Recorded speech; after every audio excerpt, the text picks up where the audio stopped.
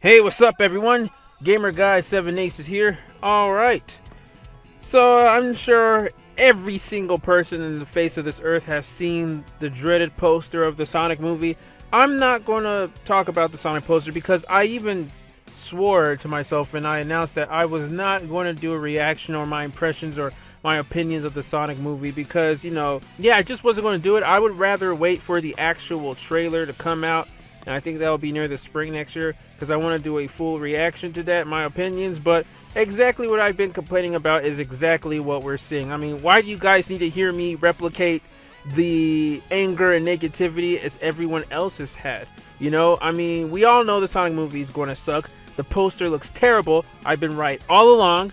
And it's funny how people like me got crucified months ago over the summer. I know you guys remember that. For expressing my opinions on the doodle that the director of the Sonic movie made, and I knew that Sonic would be designed like crap.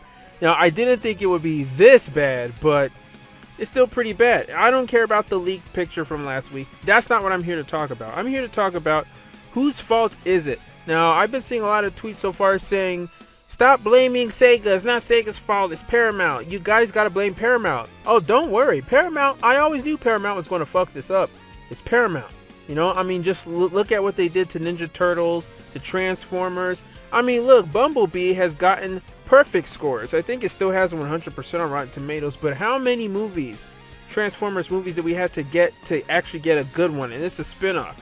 I mean, Transformers has been going on for over a decade, since 2007, but I digress.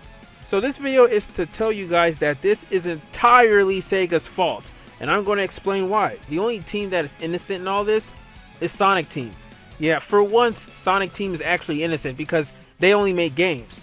Last thing they made was Sonic Forces. They have absolutely nothing to do with the Sonic movie. So it's not Sonic Team's fault, but it's Sega's fault. Now, I don't know if that extends to Iizuka or anything, but I know Iizuka represents a lot of Sonic, not just Sonic Team. So it's Sega's fault just as much as it's Iizuka's fault. Now, who signed the contract of this movie? Was it just random people? No. It was Sega that signed the contract on this movie. So they're the ones responsible.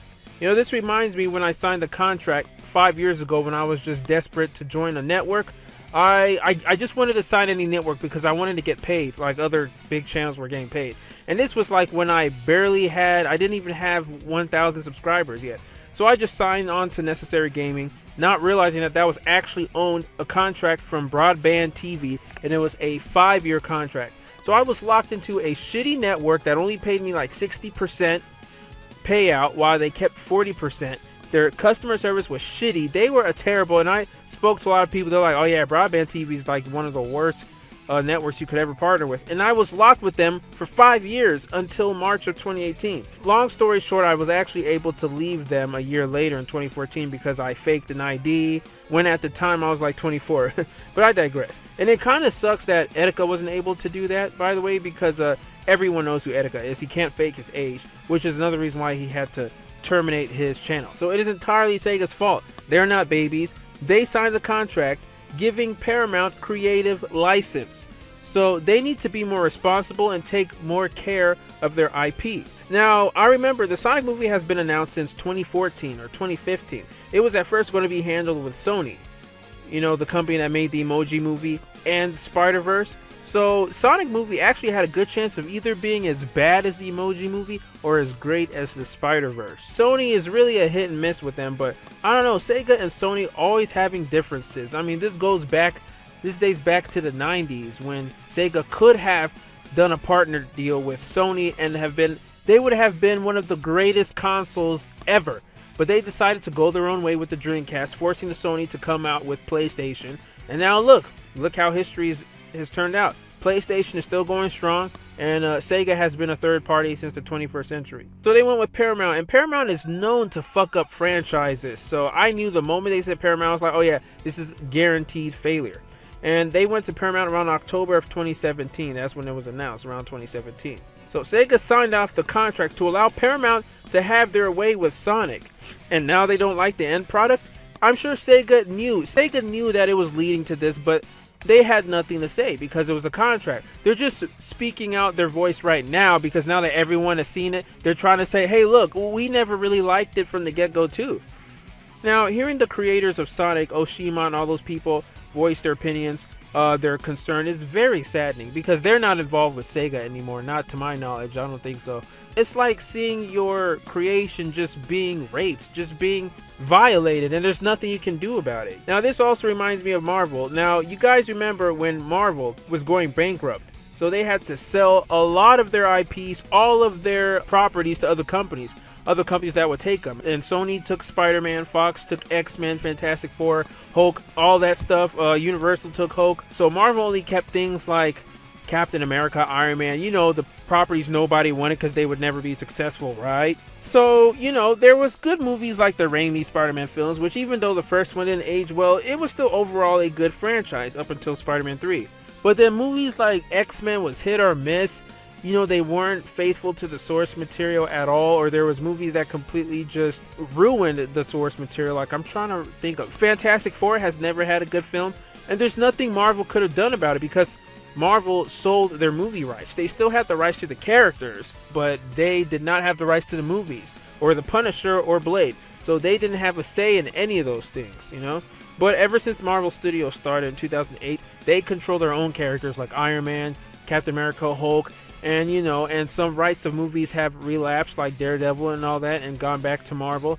And in Spider-Man, they were able to work that deal with Sony to use Spider-Man Homecoming. That is a Marvel Studios production. But that's basically a good example of Marvel not being fully responsible for the reason why a lot of their movies, they had a lot of bad movies in the early 2000s and all that, because they simply didn't have the movie rights. Now, everything up from 2008 to the present has been their responsibility under Marvel Studios, with the exception of X-Men, the Amazing Spider-Man movies, and Fantastic Four. So you guys get what I'm saying?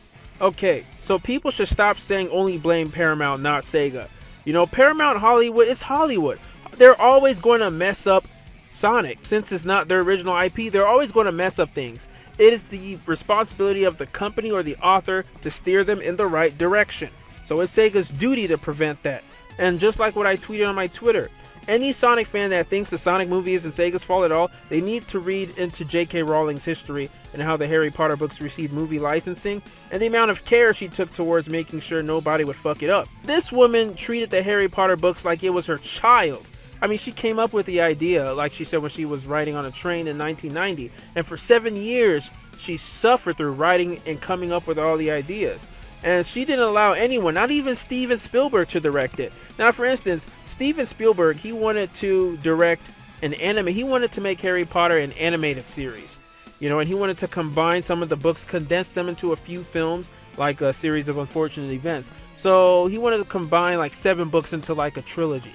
And he wanted to give the voice acting roles to Americans like Haley Joel Osment, the boy who played in The Sixth Sense, you know, the ones that was like, I see dead people.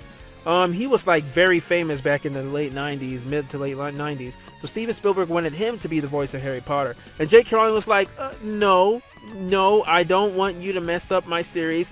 Every book must be represented in its own movie. I don't want you to condense them. I don't want them to be animated. And I only want an all-British cast, since it takes place in the UK.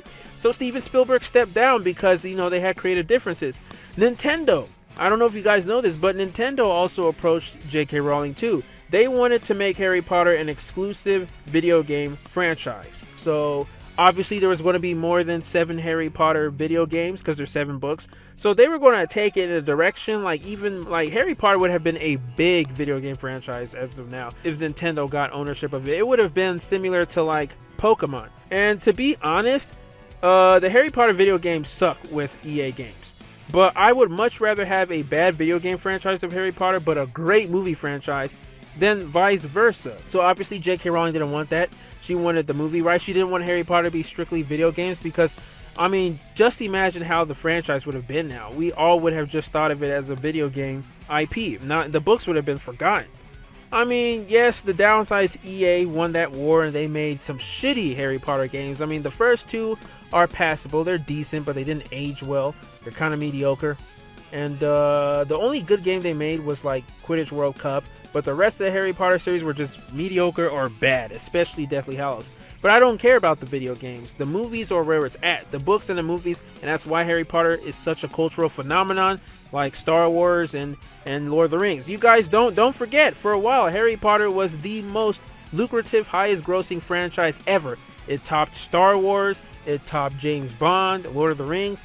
I mean, I think right now it's in third place because at first it was topped by Marvel Studios, and then it was recently topped by Star Wars because of Force Awakens, Last Jedi, and all that. But Harry Potter still holds number 3. So, as I'm saying, if a woman who was a single mother, she was living in poverty, her husband divorced her, if she was able to protect her IP and see it treated with respect, and this was before she was richer than the Queen, before people even knew about Harry Potter, if she was able to protect the franchise, the IP of Harry Potter, what gives Sega the excuse? What excuse does Sega have? Sega is a multi-million, I don't know about billion, but multi-million-dollar company that's been going on for almost 100 years, or over 100 years. The Sonic franchise is 27 years old.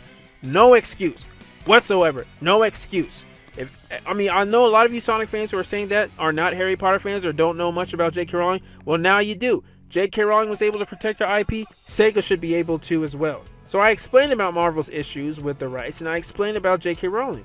You know, Sega, you guys always like to take the blame out of Sega and blame other people.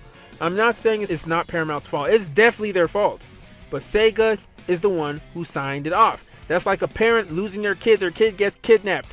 Of course, the kidnapper should be at fault. He should be arrested and sent to jail. But it's also the parents' fault for being negligent of their child. That's the same thing with Sega. I mean, everyone makes mistakes. You know, Nintendo takes better care of their Mario IP, but they made a mistake before in the early 90s when they signed off Mario with, I forgot who did it. You know, the Mario movie that's notorious. It's so bad it's good type of movie.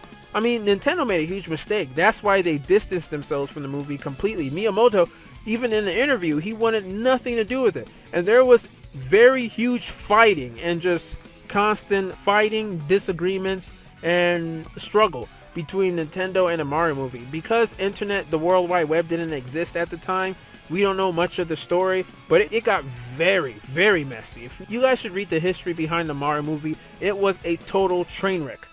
Ever since then, Nintendo has been scared to ever let any of their IPs become a movie. Now they finally gave in, and Mario's going to be a movie. It's going to be handled by Illumination.